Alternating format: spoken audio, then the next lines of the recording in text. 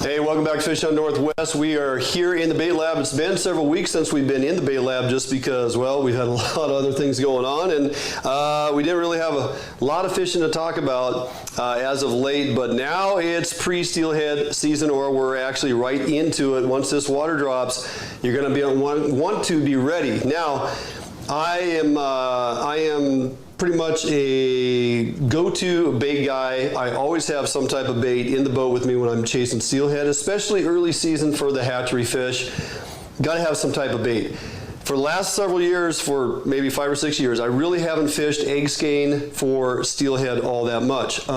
Typically, if I'm going to fish eggs, I've switched over to tying these little spawn bags for a number of reasons. One, I, for the most part, will cure up my egg skeins, albeit salmon or steelhead, for me doesn't matter, and I turn those into eggs that I'm going to fish for salmon. Typically under a bobber, whether it's suspended or bobber dog or what have you. But most of my egg skeins go to cures that I use for salmon. Fall chinook, spring chinook, what have you. When it comes to steelhead, I do like to use baits, but I also like to fish a bait that's a little more durable. I can bobber dog for longer distances and longer length of time. And I don't have to worry about trying to come up with eggs this time of year going into the season if I don't have any skein that I haven't cured up yet, okay? So something that's always available, Pautzke trout eggs. And I like to get them in a multitude of colors. They come out with a wide variety nowadays. We have options. We have Gold Deluxe. It has actually glitter, gold glitter in there, which is attracted to for trout. Steelhead respond to it as well. Orange Deluxe, Yellow Jacket. These are the new natural-looking eggs that have a shrimp scent to them. Now, the reason I use multiple colors is because steelhead key in on contrast, and they're really, they're driven by color and contrast. So I like to tie up these little spawn bags, and basically what we're talking about is making these little egg sacs right here that are very simple to tie. Proportionally, you can make them all pretty much the same size. You put a couple of the Mike's floaty pills in there and tie them off, and they work fantastic. They're durable. They fish for a long time. You're fishing when these are on, and you don't have to worry about putting them into an egg loop or securing them in any way. You just simply put your size 1 or size 4 hook right through the mesh, and it literally just hangs there and goes along for a ride.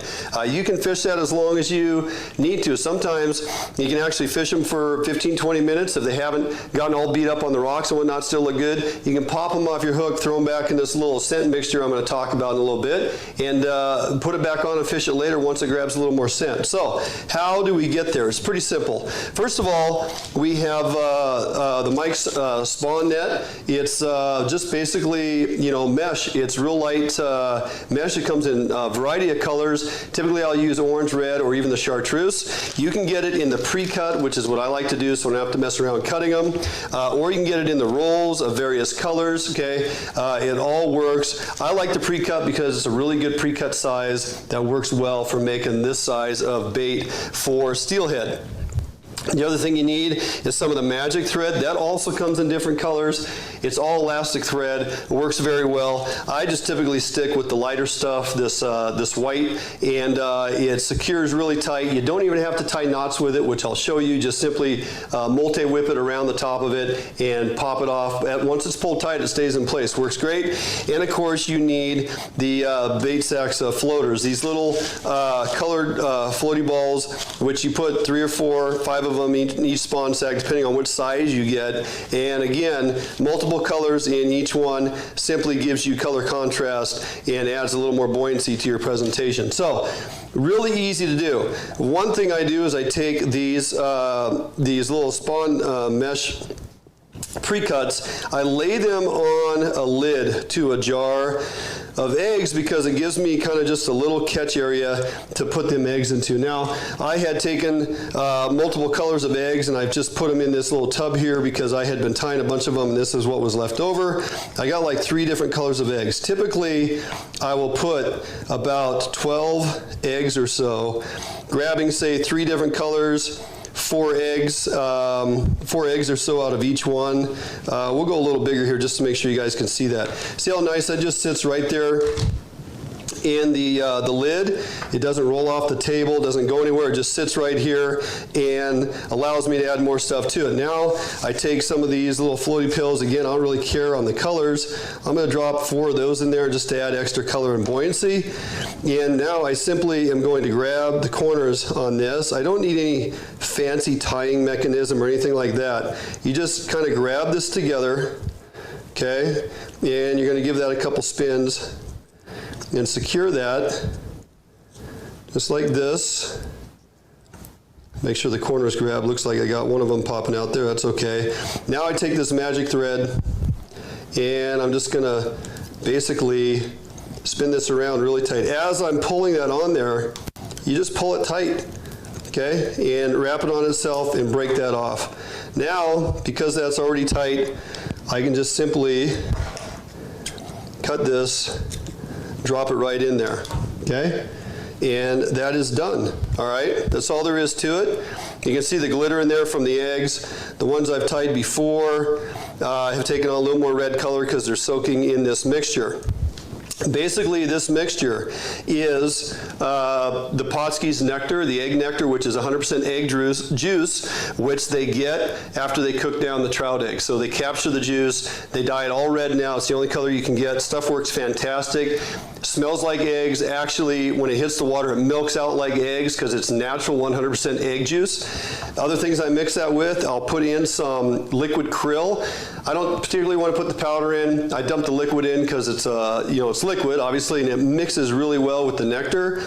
And I'll add in a little anise, okay? Put in a little bit of Mike's anise in there. Just to add a little extra sweetness to it. Mix that up, and I literally just build those little spawn bags, those trout egg spawn bags, and dump them right into the mixture and just let them soak. I can guarantee you that Steelhead respond to these very well.